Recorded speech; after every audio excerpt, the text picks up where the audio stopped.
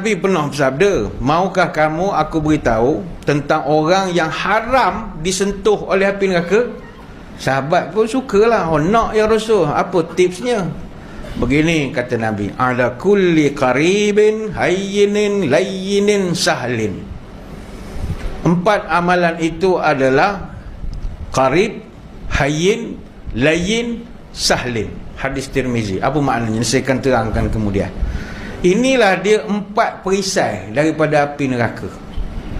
Api neraka takkan kena pada 4 golongan ini, kerana mereka ni memiliki sifat-sifat sebagai kekasih Allah. Pertama sekali, hayyin, tenang dalam jiwa, sejuk dalam bicara. Orang yang tenang, tidak tergesa, wajah berseri, tak pernah muram. Walau diuji badai melanda, hatinya tenang dan damai di dalam. Ini satu, saya akan terangkan. Hayyin. Yang kedua, layyin, lembut laksana bayu, indah akhlaknya meresap ke kalbu.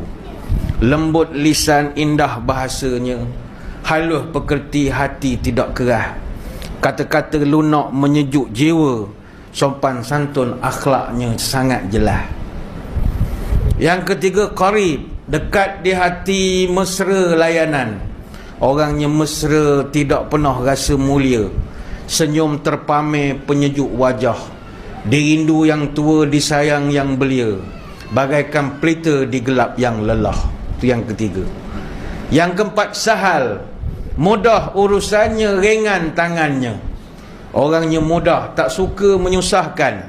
Jika berurusan takkan memayahkan. Kepada yang lemah dihulurkan bantuan, kerana dia tahu itulah jalan ke syurga idaman.